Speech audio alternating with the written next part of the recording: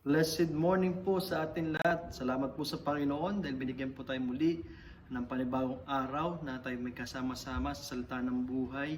And this is Monday.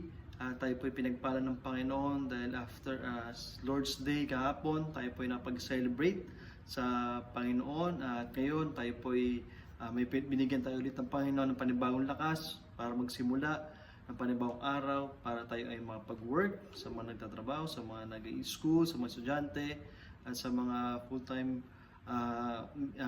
nag-soul winning everyday. Ay salamat po sa Panginoon dahil tayo po ay binigyan ng Panginoong Diyos ng panibagong lakas. At good morning po sa lahat ng mga FIBA pastors po na naka-tune in ngayong umagang ito. Tayo po ay pinagpala ng Panginoon dahil tayo po ay binigyan ng Panginoong Diyos ng panibagong buhay muli. Amen. Kaya salamat din kay Pastor John na ako po ay nasalang ngayon muli sa ibibigay na encouragement para sa ating ang salita ng buhay. At salamat din sa mga members ng different churches dahil continues to watch ang ating salita ng buhay po. No? Talaga po ito po ay malaking kagalakan na tayo po ay makapaglingkod para sa Panginoon to uplift our spiritual life sa biyaya ng Panginoon. Kaya sige po, ako po inyong samahan sa ating short devotion for this morning para tayo po ibigyan ng Panginoong Diyos ng panibagong kalakasan or in words of God na talaga kailangan natin daily sa ating buhay bilang isang mananampalataya. Sige po, tayo po let's open our Bibles sa Luke chapter 14 verse 16 to 24. Yan, Luke chapter 14, verse 16 to 24. Sundan nyo na lang po ako sa inyong mga Bible. And po sabi ng Biblia sa atin, sabi ng Bible, "Then said he unto him, a certain man made a great supper, and bade many, and sent his servant at supper time to say to them that were bidden, Come, for all things are now ready. And they all with one consent began to make excuse. The first said unto him, I have bought a piece of ground, and I must need go and see it. I pray thee, have made me excuse." Verse 19, "And another said, I have bought 5 yoke of oxen, and I go to prove them. I pray thee, have me excuse. And another said, I have married a wife, and therefore I cannot come. So that servant came and shewed his lords these things. Then the master of the house, being angry, said to his servant, Go out quickly into the streets and lanes of the city, and bring in hither the poor and the maimed and the halt and the blind. And the servant said, Lord, it is done as thou hast commanded, and yet there is room. And the Lord said unto the servant, Go out into the highways and hedges, and compel them to come in, that my house may be filled. For I send to you that none of those men which were bidden shall taste of my supper." Kaya tayo po ay manalangin. Panginoong Diyos naman na sa langit, na Diyos na Abraham, na Isaac, ni Jacob, kami po ay nagpupuri, nagpapasalamat muli sa panibagong araw na ipinagkaroon ni Lord sa amin, para sa aming mga gagawin, Lord, this day. Kami po ay inyong samahan, Panginoon, at higit sa lahat, Panginoon, salamat, Panginoon, sa pribilehiyo na kami po ay nakapag-tune in muli sa salita ng buhay. I-bless niyo, O Lord, na nawa po, Panginoon, ang inyong salita, ang siyang maitaas, Panginoon, at ipanawa niyo, Lord, sa bawat isa sa amin, ang kalagayan ng inyong salita, Panginoon, ngayong umagang ito. At ito po ay maging reflection sa amin, at ito po ay pamuhay, Lord, namin bilang isang anak po, Lord, ninyo. We pray sa Peace of Jerusalem na sila po ay magkaroon ng kaligtasan at kapayapaan, Panginoon. At kayo, Lord, ang nakakaalam at nakakabatid, Panginoon, sa mga missionaries po na aming tinutulungan, Panginoon, sa kahit sa mandako ng mundo, na kami po ay patuloy na masusupport na Panginoon sa I bless you rin, O Lord, na nawa po, Panginoon, gamitin niyo, Lord, kami as a church, as a ordinary members, Lord, to support the Jewish mission. Kaya maraming salamat po muli sa pag-ibig mo sa amin. Binabalik ko po papuri pasalamat sa matamis sa pan ni Kristo Jesus na Messiah ng Israel. Amen. Kaya ngayong umaga, mga kapatid, ang topic ko po for this morning is about compel them. Okay, doon natin makukuha po sa verse 23. Okay po, nandun po yun, nasabi dito ng kanyang Lord, sabi niya, unto his servant, go out into the highways and hedges and compel them to come in. Amen. That's why our topic for this morning is about compel them to come in. Amen. Kaya tayo bilang isang mananampalataya, ito yung gusto ng Panginoon na bilang ikaw ay isang Kristiyano, amen, na tayo po ay binigyan ng pagkakataon na mas ligtas, na mas save, Amen. Kaya salamat po sa Panginoon dahil may nag-share sa'yo, may nag-encourage sa'yo, may nagtiyaga sa'yo. Amen. Talagang ang gusto ng Panginoon na i-compel them natin sila, na madala natin lahat. Kung sino nga pwede natin madala na natin eh. Amen. Kaya tayo po ay gusto ng Panginoon, ikaw at ako ay mag-involve tayo sa ganitong compelling or invite them to your own churches, to your own Bible study, ang lahat ng mga tao na pwede mong i-invite. Okay? Dito po sa ating background po, no, this is a parable of Great Supper, na merong isang master na nag-prepare ng supper for all people. Amen? Talagang andyan na lahat, prepare na, kakain na lang. Ang kulang na lang po mga minamahal ay kulang na lang ng tao na kumain. Okay?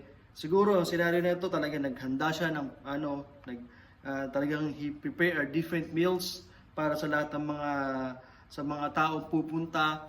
Okay? Pero walang tao. Okay? Walang promotion, walang nag-i-invite. That's why sabi sa verse 17, maliwanag, inutusan niya yung kanyang servant na magtawag ka ng mga tao, pumunta ka sa labas, okay? Pumunta ka sa kung saan at sabihin mo may pagkain akong hinanda at kakain na lang sila. Okay? Sa madaling salita mga minamahal, ito yung salvation of the Lord God, na talagang ang salvation is for all. Amen? Ang kaligtasan ay dapat po sa tao lahat. Ang kailangan lang ng tao is manampalataya kay Kristo Jesus bilang sarili ng tagapagligtas. Amen? Pero, despite of that, ang dami pa rin tao na ayaw pumunta sa kagustuhan ng Panginoon. Amen? Maliwanag po yan, no? According sa Romans chapter 3, verse 11, kaya kung bakit ang mga tao, tayo bilang isang mga Kristiyano, may time nahirap tayo na magdala ng kalwa sa paanan ng Panginoon. Bakit? Ito sabi ng Biblia sa Romans chapter 3, verse 10 and 11, this is written, there is none righteous, no not one. There is none that understandeth, there is none that seeketh after God. Amen? Maliwanag po na sinabi po ng Biblia na wala pong taong matuwid. Amen? There's no righteous in the sight of the Lord. And no one understand the will of God. Amen? Kaya kung bakit na may time na kahit ilang beses mo na siyang nasirahan, ilang beses mo na ikutan yung isang area na yan, parang ang tagal nilang mag-catch up. Ang tagal nilang sabihin na tara, church tayo, invite mo sa church. Ayaw. Bakit? Kasi nga, there's no one seeketh after God. Amen? Kaya tayo po mga minamahal, itong mga servant na to, they're well trained. Okay? Train nila, kilala nila kung nilang master. Tayo kilala natin si Jesus Christ bilang tagapagligtas natin. Kilala natin siya na talaga siya ay strict at talagang itong Bible binabasa natin. Amen? That's why we need na tayo po ay kailangan na natin sumunod, mag-comply sa pinapagawa ng ating Panginoon to win more souls for the Lord. Amen? Kaya this year po, dapat po, let's do one soul at a time. Amen? Na talagang gusto ng Panginoon, kahit isang sa kaluluwa, may makapagdala tayo sa Panginoon. Amen? Na matitrain natin, na mayroong isang tao magre-repent at tatalikod sa kasalanan niya at susunod sa Panginoon. Amen? At gamitin tayo. Okay, hindi lang pastors, hindi lang po workers. Even the young ones, the young people, sa mga young professionals. Amen? That's why you need to do our part for inviting them, to compel them to the Lord Jesus Christ Himself. Amen?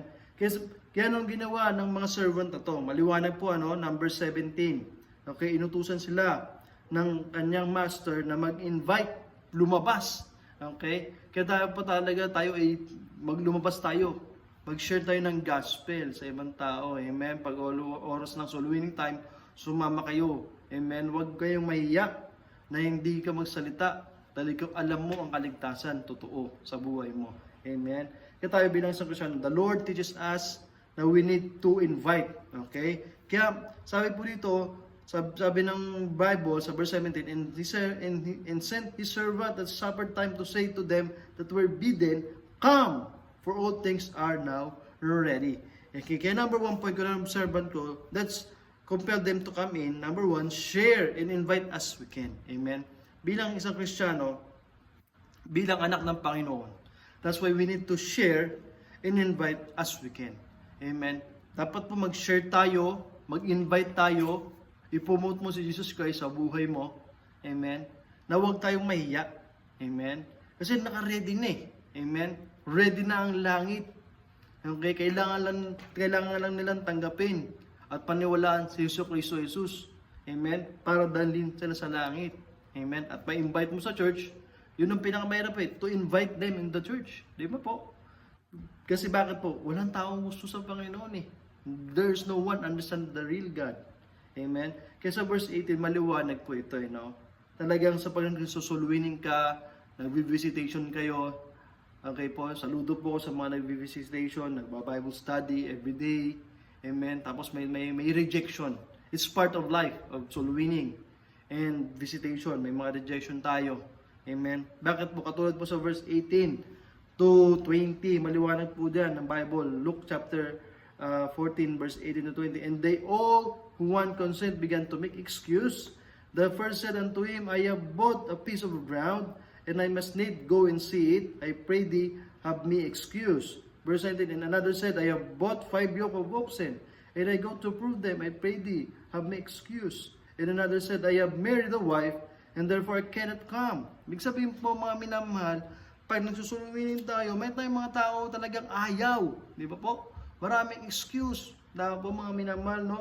Invite mo sa church, Lord's Day, or Wednesday prayer meeting.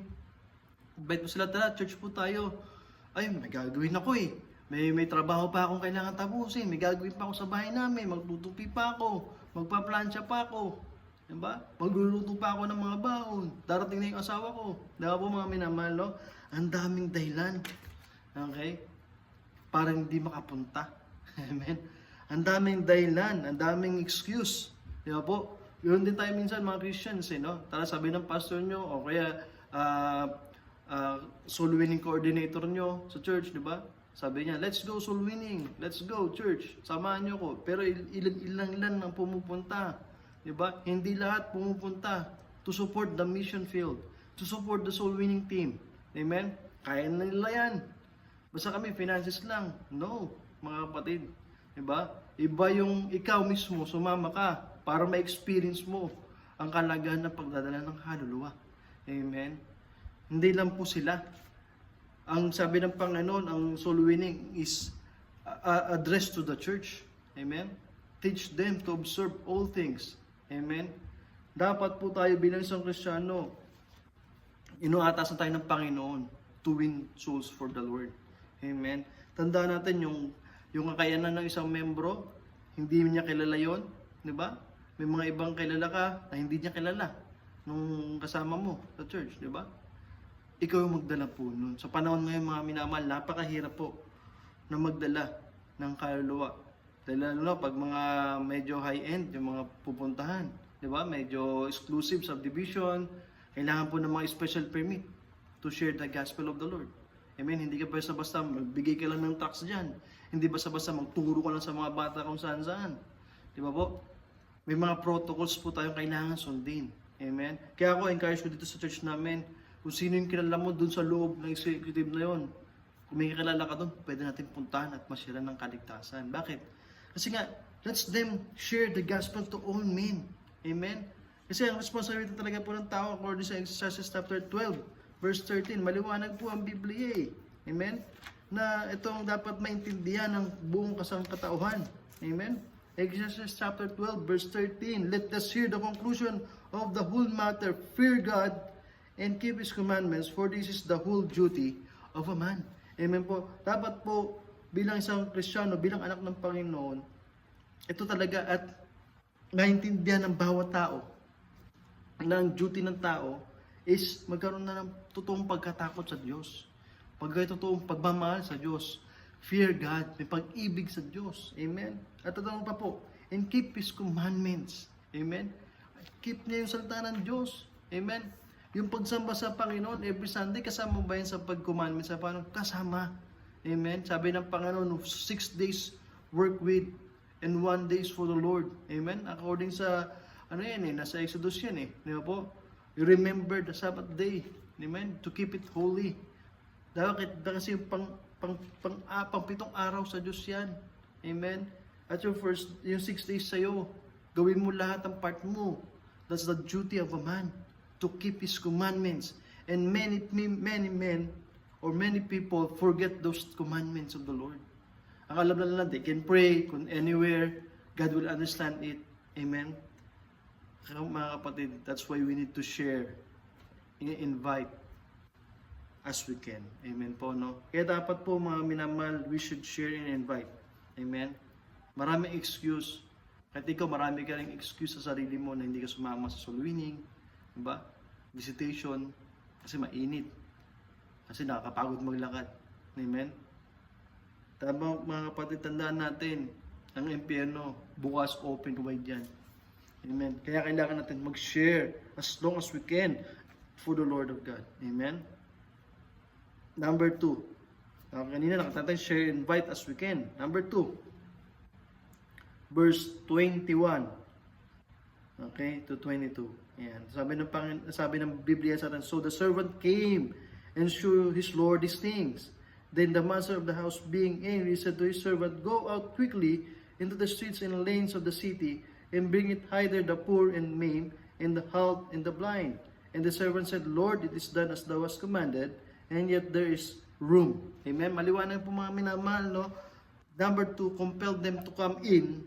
Okay po, no? Makita niyo po sa verse 21, nung sinabi nung servant, okay, nung sinabi ng servant doon sa kanyang master, ang daming excuse. Hindi tinanggap ng master niya yung excuse na yun. Amen? Dapat ganun din tayo di ba? Hindi ka pa napag-soul winning, hindi ka napagdala ng kaluluwa, hindi ka pwede mag-excuse sa Diyos. Amen? Bakit? Kasi importante nilang marinig. Importante nilang matikman ang pagkain na ginawa ng Panginoon, which is yung salvation of the Lord God. Amen? Kaya dapat po, number 1, para madala po natin ang mga ibang mga tao sa paanan ng Panginoon, strategize and develop to compel them to Christ. Amen? Strategize po natin para makapagdala po tayo ng kaluluwa sa Panginoon. Amen po mga minamahal, no?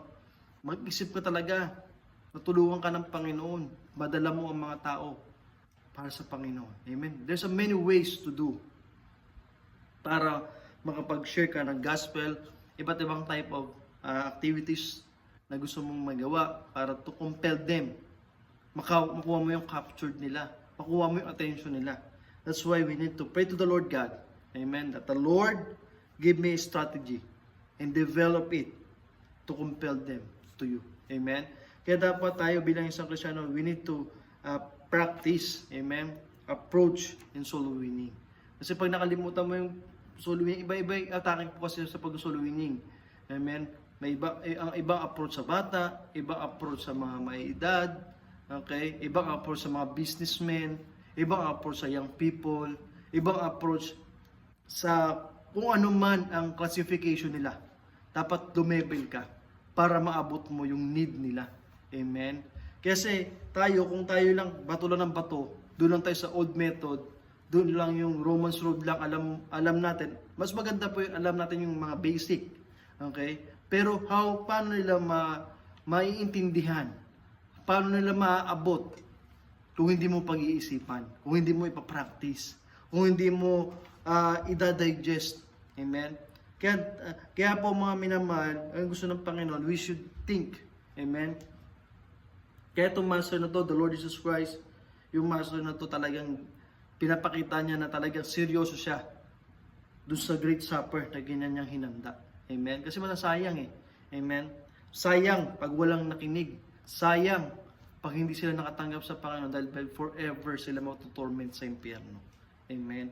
Kaya tayo bilang isang Kristiyano, we need to ask the leading of the Holy Spirit to guide us in soul winning. Amen? Every time we go to soul winning, Lord, guide us. Help us to bring one more souls for you. Amen? Tandaan natin, yung mga kaibigan mo, nakilala mo, hindi yan kaibigan ni pastor, hindi yan kaibigan ni worker. Amen? Sa mga, natin po, may mga kanya-kanya kayong network. Amen? Dapat po ikaw ay mag-outshine dyan sa lugar na yan. Amen? Ipakita mo na ikaw ay Kristiyano. Amen? Na ikaw ay totoong anak ng Diyos. Proclaim the truth of God, that the love of God is real and the wrath of God is real also. Amen? Pag hindi sila maniwala sa ano ng Panginoon, meron silang kalalagyan. Amen? Katulad po na nangyari nung mga this year lang, di ba? Kakapasok na ng bagong taon. Kaya po, they mock the living God, especially in the USA, LA, state of LA. Kaya po, lugar ng mga billionaires, lugar ng mga mayayaman, di ba? Mga famous, mga players, basketball players, coaches of different teams, di ba po? Hollywood actresses, di ba po?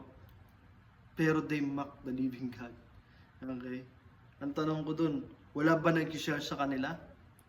Wala bang church doon to share them that who is God is? I believe meron eh. Di ba po? Kaya nawa po, kailangan natin we keep sharing the gospel and your testimony will be seen truly. Amen? Because sa tigas ng tao, kung hindi ka magkasabi, kung hindi ka mag-share ng gospel of the Lord, amen, sino na lang ang gagamitin ng Panginoon? Ganun ba ang gusto mo mangyari sa ating lugar, sa bansa natin, di ba po? Kung tayo ititigil na hindi tayo mag-share ng gospel, di ba po mga minamahal? That's why let us involve and be bold in sharing the gospel. Okay? Because the church has a great impact to our community. Amen? Malaking impact ang church sa kanyang community. Amen? Sa ating paligid. That's why we need to share our friends, neighbors, di ba po? Despite of his, yung lifestyle niya. Amen? Kilala ka naman nun eh. Di ba po? Neighbor mo, di ka kilala. Di ba po? Na ikaw ay Kristiyano. Dapat po bilang isang Kristiyano, maging totoo tayo. We need to win them for the Lord. We need to love them for the Lord. Amen po mga minamahal, no? Kaya that's why we need to compel them to come in. Despite na sila ay mayayaman, bakit pares? Ano bang pinagkaiba nila sa'yo? Diba? Ba't mahihiya ka na sabihin sa kanilang kaligtasan? Amen? Ay, mahirap lang ako. Tanda mo mga minamahal, parehas lang kayo. Okay? Nag-aiba lang yung sitwasyon niyan. May pera lang siya. Ikaw, sakto lang ang pera mo. Diba? Pero you have a privilege to share. Kaya dapat so you need to strategize kung paano mo siya ma-win for the Lord. Amen? Hindi ka naman yan mamatahin eh. Basta sabihin mo lang yung tama, approach mo ng tama, para hindi masayang ang hinanda ng Diyos. Kasi ang salita ng Diyos, perfect na ito eh. Amen? I-execute mo na lang ito ng maayos. I-share mo na lang yan ng maayos. That the all people may know that Jesus Christ is the real God. Amen? Kaya tayo po ay let's involve and be bold. Amen? For the truth. Tandaan po natin mga minamahal, mayaman man yan. Pag hindi yan tumanggap sa Panginoon, impyerno yan. Amen? Mahirap man yan, hindi yan tumanggap sa Panginoon, impyerno rin. Kaya po, equal lang, bakit tao siya eh. Amen? Kaya, ibig sabihin, wag natin maliitin ang ating sarili. Tayo lang minsan, nagkakaroon tayo ng loose confidence eh. Amen? Tandaan natin, ang tao, nagugutom. Parehas lang yan pag hindi ka na tumanggap sa Panginoon. Amen? Ang tao, kahit mayaman, mahirap, namamatay. Ibig sabihin po, equal lang. Amen? That's why they have a freedom. We have a freedom to hear, to listen to the Word of God. Amen? To know the gospel of God. Amen po mga minamahal. No? Kaya that's why tayo na nakakaalam ng gospel of God, we need to share the gospel of the truth to all people. Amen? No matter what status in his life, kailangan mo siyang sabihan, ipag-pray, strategize. Kaya sabi ko po sa inyo, share, invite as we can, and strategize and develop to compel them to Christ. Amen? Kaya yun po yung gusto ng Panginoon sa atin, mga minamahal. Amen? Nawa po mga minamahal, kayo po yung natuto. Nagbigay po ito ng encouragement sa atin. We need to know, amen, that we are able to share the gospel for everyone. Amen? Na huwag tayong mahiya. Be proud that we are saved. Amen? That we are bound to heaven. Yan tayo ang magdadala. Tayo ay gamitin ng Panginoon para madala natin sila sa langit. Amen? Na ikaw ay gamitin ng Panginoon. Magpapasalamat sila sa iyo. Ay, salamat po. Dahil siniran mo ko. Magkikita kayo sa langit. Amen? Kasi bakit nasiran mo siya ng tamang kaligtasan? Amen? Kaya tayo po ay manalangin. At Nagpapasalamat po tayo sa Panginoon. Panginoong Diyos naman sa langit, Diyos ni Abraham, ni Isaac, ni Jacob. Salamat Panginoon sa inyong salita namin na pag-aralan ngayong umaga. I bless you, O Lord. Nanawa po Panginoon ang inyong salita, ang siyang mangusap sa amin na Lord God, kailangan Lord namin ng tulong ninyo, ng habag ninyo to win more souls for you. And kahit anuman po ang estado ng kanilang pamumuhay, ng aming mga kaibigan, ng aming mga mahal sa buhay, ng aming mga kapitbahay, Panginoon, sa aming mga katrabaho, sa aking mga classmates, sa mga estudyante, Lord, have mercy on them. Kailangan nila kayo. Nawa po, Panginoon, gamitin nyo kaming instrumento para madala namin sila sa inyong paanan. Kaya Lord God, tulungan nyo Lord kami na be bold to share your word for them. Hindi lang po yung mga workers sa church ang mag-soul winning, hindi lang po yung mga young people ang mag-share ng gospel, hindi lang po si pastor ang mag-share ng gospel, but all of us Christians na we're part of the church, Lord. Help us, Lord, to win more souls for you. Kasi yan po ang mandate nyo sa church. Kaya Lord God, tulungan nyo Lord kami na maging part kami po sa inyong gospel, Panginoon, furtherance of the gospel. Kaya maraming salamat, Panginoon, sa reminder nito na pinag-arap nyo ngayon sa amin ngayong umaga.